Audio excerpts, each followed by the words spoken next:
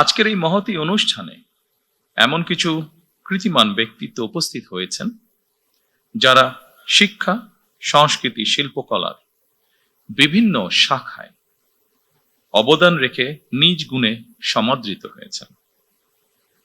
আমি অনুষ্ঠানের শুরুতেই এই কৃতিমানদের জানাই আন্তরিক অভিনন্দন। রাজনীতিবিদগণ রাষ্ট্র পরিচালনার দায়িত্বে থাকলেও একজন রাজনৈতিক কর্মী হিসাবে আমি বিশ্বাস করি জ্ঞানী গুণীজন দিক নির্দেশনার ভূমিকা পালন করে থাকেন।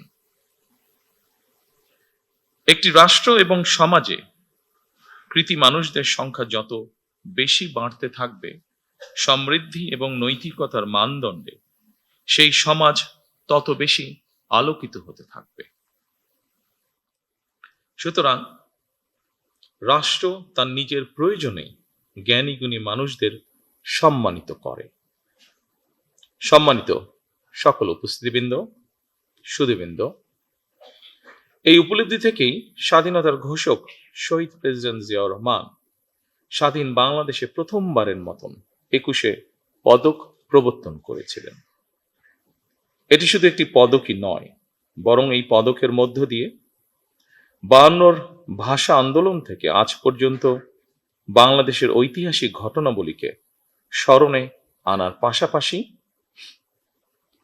যেসব বিজ্ঞজন শিক্ষা, সাহিত্য, শিল্পকলা, গবেষণা ও চর্চায় নিজেদেরকে এবং রাষ্ট্র ও সমাজকে সমৃদ্ধ করেছেন, তাদের সঙ্গে আপামর জনসাধারণের পরিচয় ঘটে।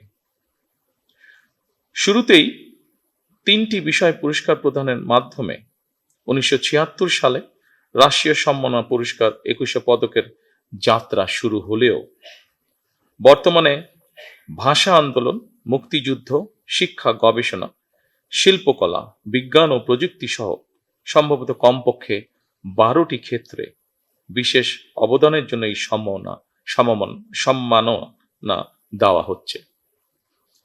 এটি নিঃসন্দেহে একটি ইতিবাচক অর্জন।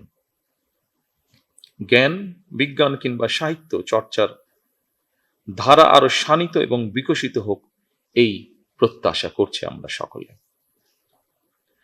শিক্ষা, গবেষণা এবং শিল্প সাহিত্যের চর্চাকে আরো বেগবান করতে রাষ্ট্র এবং সরকার তার দায়িত্ব অবশ্যই পালন করবে।